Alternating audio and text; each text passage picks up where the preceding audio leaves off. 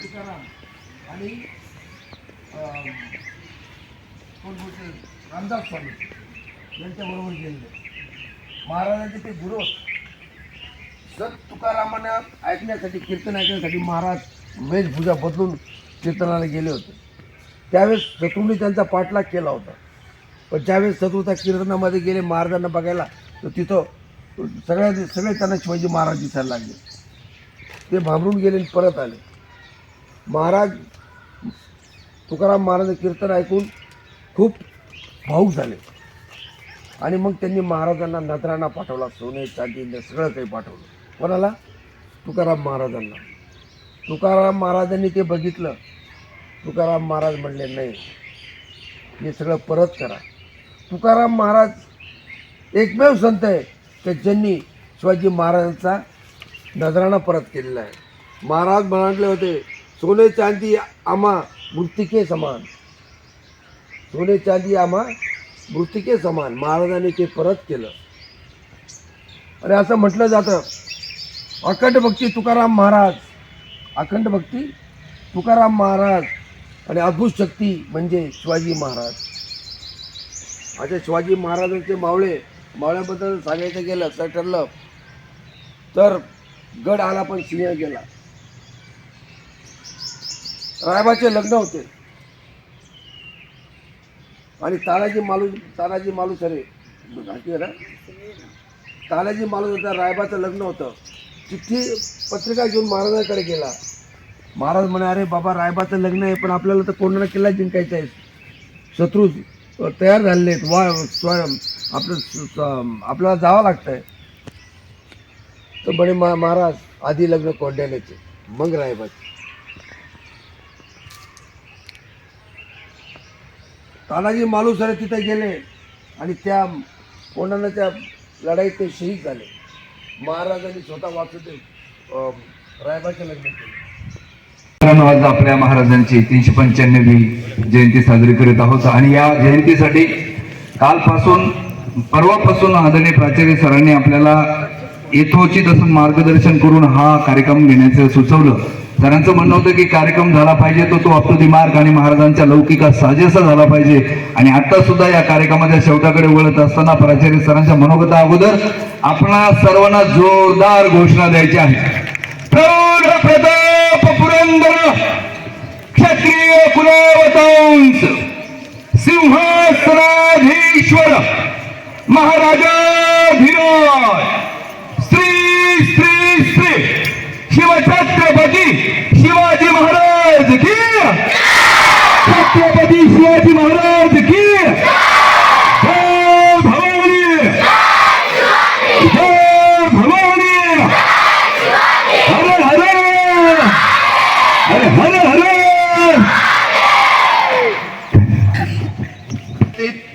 बंधू आणि भगिनींनो, जगाच्या पाठीवर आवाज येतो का? राजे राजघराणी होऊन गेली. सगळे सुखविलासी जीवन जगले. पण असा एकच राजा या धर्तीवर होऊन गेला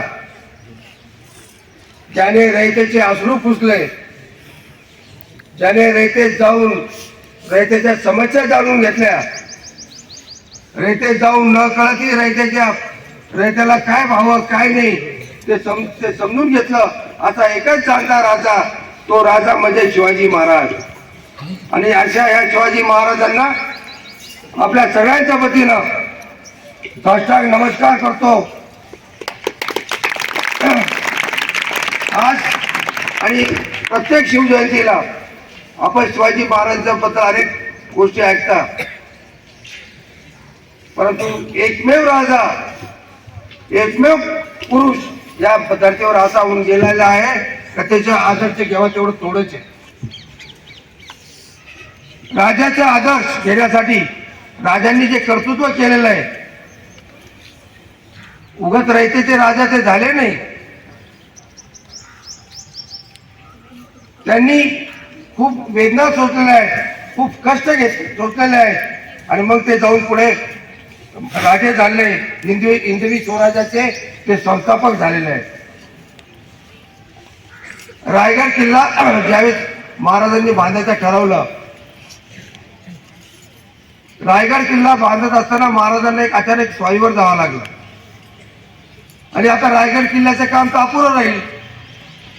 त्या काळात महाराजांचे आर्किटेक्ट होते हिंदोलीकर, त्यांना महाराजांनी जबाबदारी दिली. हिंदोलीकर, आता मी स्वारीवर चाललो, मला माहित नाही मी कधी परत येणार, पण हा रायगड किल्ला तुम्ही तयार करा, याची सगळी जबाबदारी तुम्ही घ्या. हिंदोलीकरांनी ती जबाबदारी स्वीकारली, रायगड किल्ला बांधायला सुरुवात केली. सगळे महाराजांचे जे काही खजिना होता सगळा तो संपला, पैशाची कमतरता भासली. हिंदोलीकरांनी स्वतःची घरातली सगळी संपत्ती विकली, दागिने विकले आणि तो रायगड किल्ला पूर्ण केला. स्वारी संपल्यानंतर महाराजांनी रायगड किल्ला पूर्ण झाला होता आणि रायगड किल्ला जिथे बांधला तिथे जगदीश्वरचं मंदिर सुद्धा बांधलं. आता हे मंदिर बांधलं आणि महाराज आले, बघितलं रायगड किल्ला तर पूर्ण झालेला आहे. हिंदोलीकर महाराजांना जगदीश्वरच्या दर्शनासाठी घेऊन गेले. दर्शन झालं, महाराजांना किल्ला आवडला, भव्य मंदिर बघितलं, महाराज भारावून गेले. हिंदोलीकरांना महाराज म्हटले, हिंदोलीकर तुम्ही एवढं सुंदर रायगड किल्ला बांधला, मंदिर बांधलं, तुम्हाला सांगा मला काय, मी काय तुम्हाला देऊ, तुम्ही मागा ते तुम्हाला मिळेल. हिंदोलीकरांनी खूप विचार केला आणि म्हटले, महाराज मला तुमच्याकडून काही नाही पाहिजे. या मंदिरावर जाताना ज्या पायऱ्या लागतात त्या एका पायरीला माझं नाव द्या, त्या एका पायरीला माझं नाव द्या, म्हणजे तुम्ही ज्या वेळेस जाल मला दर्शनाला, तुम्ही सगळ्या स्वाऱ्या जिंकणार आहात, पण स्वारी जिंकून आल्यावर तुम्ही ज्या वेळेस जगदीश्वरच्या दर्शनाला जाल, तुम्ही या पायऱ्या चढून जाल आणि मला तुमचं दर्शन होत जाईल. असे मावळे महाराजांकडे होते. महाराज काय मागितलं त्या हिंदोलीकरांनी, तुम्ही रयतेची सेवा करता, तुम्ही रयतेचे अश्रू पुसता आणि आम्ही तुमच्याकडून घ्यायचं, उलट आम्ही तुम्हाला द्यायला पाहिजे. आणि असे या महाराजांचा इतिहास आपल्याला जाणून घेणं फार गरजेचं आहे. मित्रांनो, आपण आज हा महाराजांची मूर्ती बघतो, त्याची पूजन करतो, महाराजांचे चित्र आपल्या ऑफिसमध्ये आहे, घरामध्ये आहे, आपल्या मोबाईलच्या वॉलपेपर महाराज आहेत, पण खरी ओळख महाराजांची आपल्याला कधी पडली, याच्यावर कधी आपण प्रकाश टाकला का, आणि का नाही टाकला? 350 वर्षापूर्वी महाराज असे होते हे आपल्याला कोणीतरी सांगितलं असेल, त्यावेळेस कळायला असेल ना का ही मूर्ती महाराजांची आहे. 350 वर्षापूर्वी ते असेच होते? नाही, हे सगळं जे आहे याचं जे सगळं क्रेडिट जे आहे ते आपले वासुदेव सीताराम बेंद्रे, जुन्या पिढीतले महाराष्ट्राचे जाणते साहित्यिक, इतिहासकार. महाराजांचे अनेक चित्र पूर्वी येऊन गेले आणि त्या चित्रालाच महाराज म्हणून संबोधलं गेलं, पण ते महाराजांचं चित्र नव्हतं. श्री वासी बेंद्रे हे संभाजी महाराजांचा इतिहास लिहित होते, इतिहासाचा अभ्यास करत होते. आणि तो इतिहासाचा अभ्यास करण्यासाठी that time we were ruled by Britishers. सगळा काही आपला जो साठा होता तो लंडनच्या म्युझियम मध्ये होता आणि अभ्यास करण्यासाठी वासुदेव बेंद्रे हे लंडनला गेले, लंडनच्या म्युझियम मध्ये गेले आणि तेथे त्यांनी कॉलिन मॅकनीज याच्या चित्राचं कलेक्शन बघायला सुरुवात केली. कॉलिन मॅकनीज यांचं चित्राचं कलेक्शन बघत असताना त्यांना शिवाजी महाराजांचं बी एक चित्र आढळलं आणि या चित्रावर शिवाजी महाराजांचं नाव म्हणजे आलं कुठून? फ्रान्सिस्को व्हॅलेंटाईन महाराजांची ज्यावेळेस सुरतची सुरतवर स्वारी करून ती जिंकली होती त्यावेळेस फ्रान्सिस्को व्हॅलेंटाईन हा शिवाजी महाराजांना भेटला. तो सुरतच्या डच वखारीचा प्रमुख होता. तो महाराजांना भेटला. महाराजांना विनंती केली का महाराज, तुमचा गौरव, तुमचं हे सगळं बघून मी अतिशय भावूक झालेलो आहे. मला फक्त तुमचं एक चित्र रेखाटण्याची संधी द्या. आणि महाराजांच्या समोर बसून ते चित्र रेखाटलं गेलं.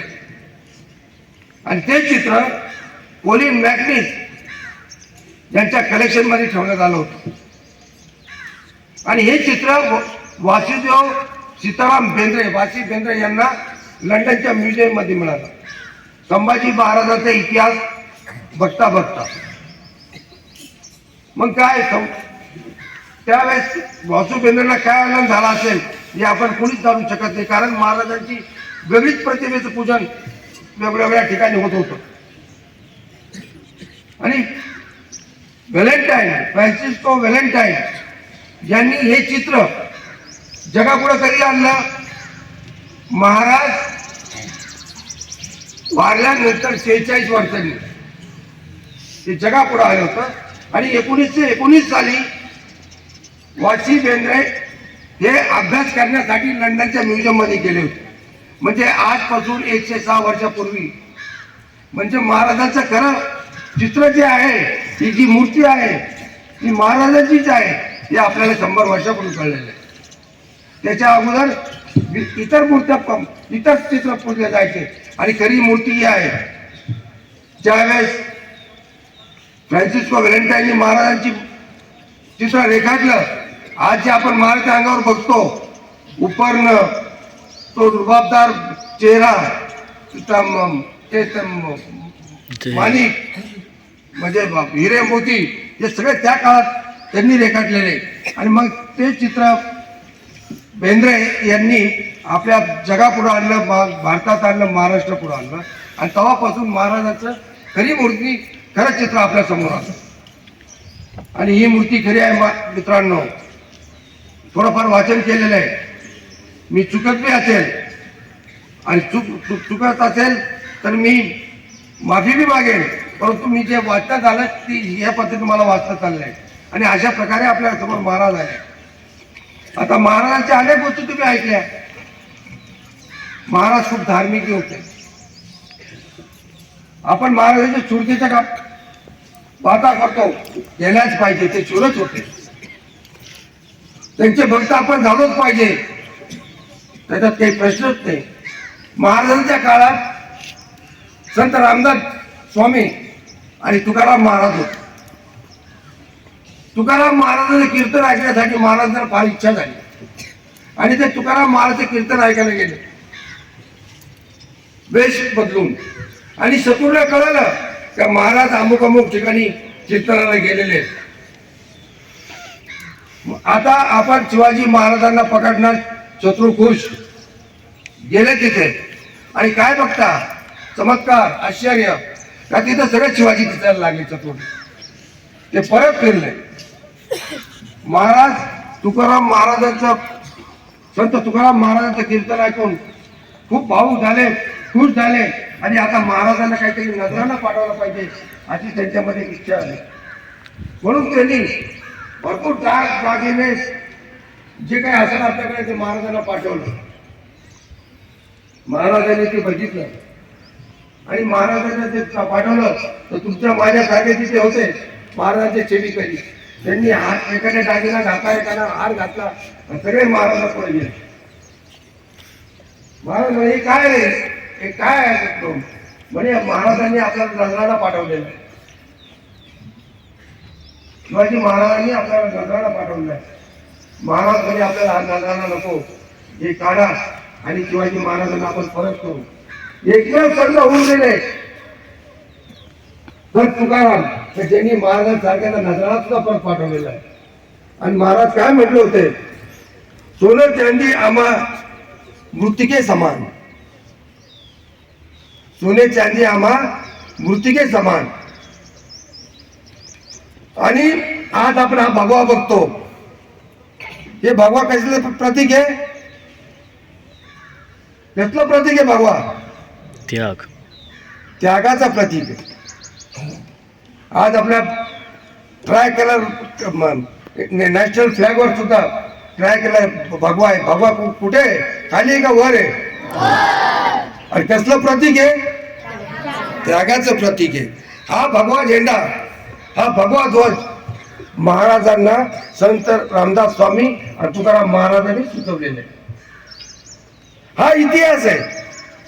आपल्याला इतिहास जाणून घ्यायचं महत्वाचं आहे. पहिले महाराजांची जी ख्याती अभूतपूर्व आहे, नो वर्ड्स.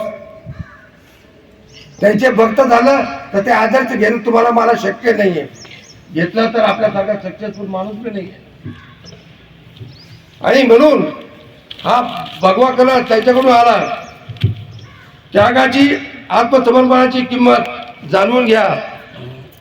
त्यागाची आत्मसमर्पणाची किंमत जाणून घ्या आणि हृदयात प्रेम आणि कृतज्ञता बाळगून मार्गक्रमण करा.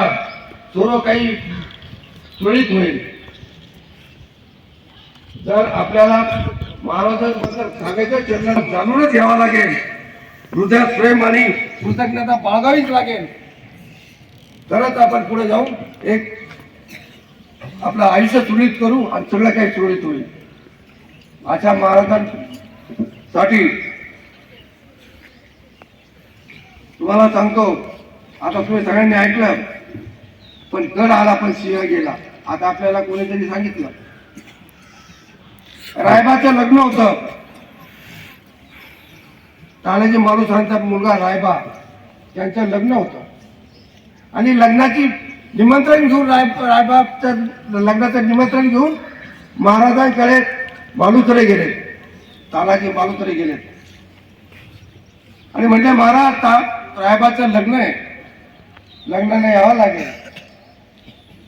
महाराज म्हटले शत्रूंनी कोंढाण्यावर तर स्वारी केलेली आहे आणि आपल्याला तर पहिले त्यांचा मुकाबला करण्यासाठी जावं लागेल. तानाजी म्हटले मग आधी लग्न कोंढाण्याचं आणि मग रायबाचं. ते लग्न सोडून तानाजी मालुसरे यांनी महाराजाबरोबर स्वारी केली. त्या ठिकाणी त्यांचा प्राण गेला, शहीद झाले. आणि मग महाराजांनी त्यानंतर येऊन सांगितलं गड आला पण सिंह गेला. असे सिंह होते, असे ते मावळे होते. आणि स्वतः महाराजांनी रायबाचं लग्न लावून दिलं. त्यानंतर जर सांगायचं ठरलं तर आग्र्याहून महाराजांची सुटका झाली. आपण अनेक पुस्तकामध्ये वाचलं, अनेक भाषणे आपण ऐकतो, पण महाराजांची सुटका झाली त्यावेळेस महाराजांचे जे खंबे समर्थक होते, विश्वासू होते, हिरोजी फर्जन आणि मदारी मेहतर यांना महाराजांनी सांगितलं आता मी तो जातोय पेटाऱ्यात बसून माझ्या मुलाला घेऊन, संभाजीराजांना घेऊन, तुम्ही माझे वेश घाला तिथं बसून राहा. त्यांनी तो वेश घातला, महाराज नाहीत असं दाखवलं आणि महाराज तिथून निघून गेले. महाराजाचा तोफ खाण्याचा प्रमुख कोण होता? इब्राहिम खान. लॉ मिनिस्टर महाराजांचे कोण होते? काजी हैदर. गुप्तहेर प्रमुख, गुप्तहेर खातं हे सगळ्यात महत्वाचं खातं असतं. हे खातं कुणाकडे होतं? हे खातं होतं बहरजी नाईक. आणि म्हणून आपण म्हणतो महाराजांच्याकडे 17 पगड जातीचे लोक होते. आणि या 17 पगड जातीच्या लोकांना मावळ्यांना धरून महाराजांनी रेतीची स्थापना केली, हिंदवी स्वराज स्थापन केलं. आणि ज्यावेळेस महाराज हे आग्र्याहून सुटका झाली त्यावेळेस महाराज बोलले होते की इंसान की काबिलियत मजहब से नहीं काम से होती. हे महाराज बोललेले आहेत. आणि म्हणून